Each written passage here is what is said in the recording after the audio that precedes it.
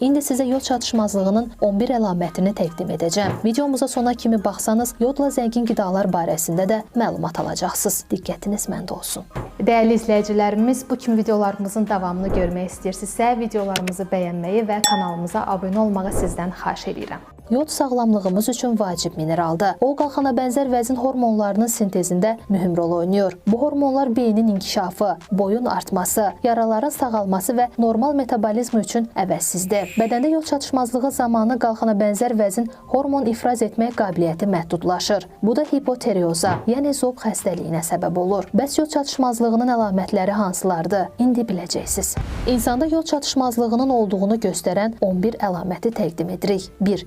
Çəkinin kəskin şəkildə artması. Yod çatışmazlığının əsas əlamətlərindən biri çəkinin gözlənilməz şəkildə artmasıdır. İnsanda maddələr mübadiləsi sağlam şəkildə getdikdə həzm olunan qida enerjiyə çevrilir. Yod çatışmazlığı zamanı metabolizma ləngiyir və kalorilər piy qatına yığılmağa başlayır. Nəticədə insanın çəkisi kəskin şəkildə artır. Lakin kökəlmə təkcə yod çatışmazlığının əlaməti deyil. Çəki artımının ilk səbəbi artıq kalori qəbulu və ya sadə dillə desək, həddindən artıq qidalanmadır. Ancaq çəki artımı bu faktorla əlaqəli olmadıqda bunu mütləq araşdırmaq lazımdır. 2. Halsızlıq. İnsanda yod çatışmazlığı olanda o özünü daim halsız hiss edir. Bu əşyaları qaldırmaqda çətinlik çəkir, hərəkətləri ağırlaşır, tez yeriyə bilmir. Bu hipotireozun orqanizmdə metabolizmanı yavaşlatması nəticəsində baş verir. İnsan qəbul etdiyi qidadan daha az enerji alır, əzəllər süsləşir, insan özünü taqətsiz hiss etməyə başlayır. Halsızlığın səbəb olduğu digər ən geniş yayılmış səbəb həm də D vitamini çatışmazlığı ola bilir. Araşdıran zaman mütləq ikisinə də fikir verin. 3. Yorğunluq hissi. Metabolizmanın pozulması insanın daim özünü yorğun hiss etməsinə səbəb olur. Artıq çəki kimi yorğunluq da hər zaman yod çatışmazlığı ilə əlaqədar olmur. İnsan kifayət qədər istirahət edirsə, lakin buna baxmayaraq yenə özünü yorğun hiss edirsə, onun bu yorğunluğu yod çatışmazlığı ilə izah oluna bilər. 4. Saçların tökülməsi. Saçların tökülməsi yod çatışmazlığının mümkün əlamətlərindən biridir. Qalxana bənzər vəzi saç follikullarının bərpası prosesinə dəstək olur. Hipotireoz baş verdikdə hormon çatışmazlığı follikulların bərpası prosesini dayandırır. Bir müddətdən sonra saçların çox hissəsi tökülür. 5. Quru dəri. Quru və qabıq verən dəri yod çatışmazlığının əlamətlərindən sayıla bilər. Qalxana bənzər vəzin hormonları hüceyrələrin yenilənməsinə kömək edir. Hormon ifraz olunmadıqda bu dəridə güclü qabıq verən qabarmaların meydana çıxmasına səbəb olur.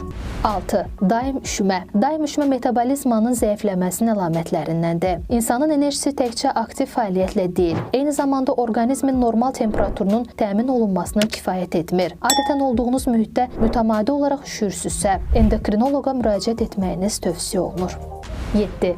Nəbzin zəifləməsi. Yod çatışmazlığı bəzi hallarda ürək döyüntüsünü zəiflədir. Bu təkcə skelet əzəllərinin deyil, eyni zamanda bütün orqanizmin əzəllərini ehtiva edən əzələ süslüyündən qaynaqlana bilər. Nəbzin zəifləməsi ürək ağrılarına, baş gicəllənməsinə və oksigen çatışmazlığına yol açır. 8. Yaddaşla bağlı problemlər. Qalxana bənzər vəzin hormonları beynin inkişafı üçün vacibdir. Yodun azlığı bu hormonların çatışmazlığına yol aça bilər. Bu isə öz növbəsində hafizə və yeni şeylərin öyrənilməsi ilə bağlı problemlərə səbəb olur. 2014-cü ildə aparılmış tədqiqata görə beynin hafizə və öyrənmə bacarığına cavabdeh olan hissəsi, yəni hipokampus, qalxana bənzər vəzidə aşağı hormon səviyyəsi olan insanlarda daha kiçik ölçüdə olub.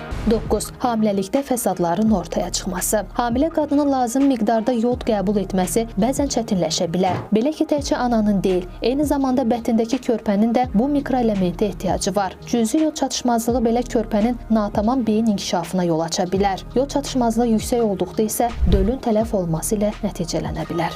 10. Ağrılı və qeyri-müntəzəm aybaşılar. Qalxana bənzər vəzin aşağı hormon miqdarı menstrual dövrün tənzimlənməsinə də təsir edir. Yod çatışmazlığı zamanı menstruasiya daha ağrılı keçir. 11. Zob. Güclü və xroniki yod çatışmazlığı qalxana bənzər vəzin ölçülərinin böyüməsinə səbəb olur. Bu da zob xəstəliyi deməkdir. Orqanizmdə yod çatışmazlığının diaqnostikasında ən effektiv vasitə sidik analizidir. Yod çatışmazlığı o halda baş verir ki, insan bu və ya digər səbəbə görə yodla zəngin olan məhsullarla qidalanmır. ABŞ Milli Səhiyyə İnstitutunun ekspertlərinin tövsiyələrinə görə yodla zəngin qidalar yemək bu problemlərin irəliləməsinə mane ola bilər. Həmin qidalar bunlardır: dəniz məhsulları, məsələn satışda olan olan dəniz yosunları, dəniz xərçəngi, tuna balığında yod var. Siz yodu həmçinin yodlaşdırılmış duzdan, toyuq yumurtasından, qara gavalı, süd və digər ağartı məhsullarından əldə edə bilərsiniz. Torpaqda yodun miqdarının aşağı olması burada yetişən meyvə və tərəvəzlərdə yod miqdarının aşağı olmasına səbəb olur. Bu səbəblə də yod miqdarı az olan torpaqlara sahib ölkələrdə yodlaşdırılmış süfrə duzundan istifadə olunur. Bu da yod çatışmazlığı problemlərinin olmasının qarşısına keçir.